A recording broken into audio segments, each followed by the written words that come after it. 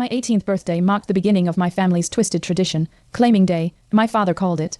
Young men chose a girl to dominate. I felt sick. Gerald Reynolds barked, "If you can't teach her proper submission, I will." Then Lee tried to run. I claimed her, not out of desire but to protect. Margaret, my mother, stood behind the curtain, eyes hollow. Later, in the kitchen, she handed me her apron. That moment, it wasn't fabric. It was rebellion, a symbol that I wasn't him. The days after were worse. My father paraded Lee like a trophy I had won. "She's yours now," he sneered. I avoided her eyes, ashamed. Margaret whispered one night, "You chose differently, Jonah." That whisper was louder than his orders. I wore the apron in secret, cooking alone, cleaning the messes they made.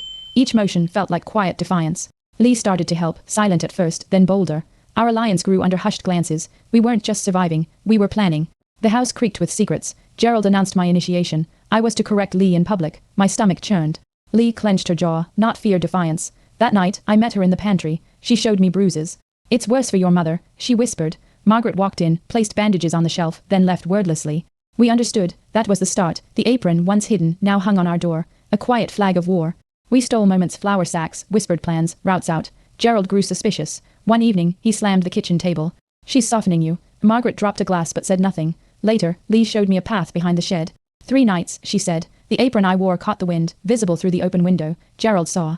"You're wearing her shame." He spat, but he didn't stop me. Not yet. The clock had started. We staged a failed escape. Gerald caught us at the fence. "If you can't teach her submission, I will." He growled. He dragged Lee back, locked me in the barn. Hours passed. Margaret slipped in, blood on her blouse. "Not mine," she said. She brought tools, food, keys. "Next time, go." Lee's eyes burned when I returned. We weren't just fleeing. We were striking. Gerald had seen fire. But not yet the explosion. Margaret handed Lee a photo. Her younger self, bruised beside Gerald. He did worse to me. That night, she drugged his tea.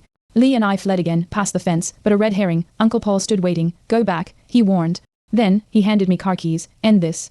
Gerald's brother had also suffered. The system cracked. The apron, now tied to my belt, wasn't just defiance. It was legacy. We drove into the unknown. A year later, Gerald tried to find us. We were ready. Lee lured him to the shelter's kitchen. I stood between them, apron on. "She's not yours," I said. He raised his fist. Margaret fired a shot. "Just one." Silence. Lee wept. I held her. The apron was soaked in tears and peace. He wouldn't return. The courts believed Margaret's story. Lee and I testified. Women from town spoke out. Gerald's legacy shattered. Our shelter grew. The apron hung framed near the entrance, proof that softness was strength. Lee taught self-defense. Margaret baked for survivors. I cooked every meal. We hadn't just escaped. We'd rebuilt a world where no girl waited to be claimed.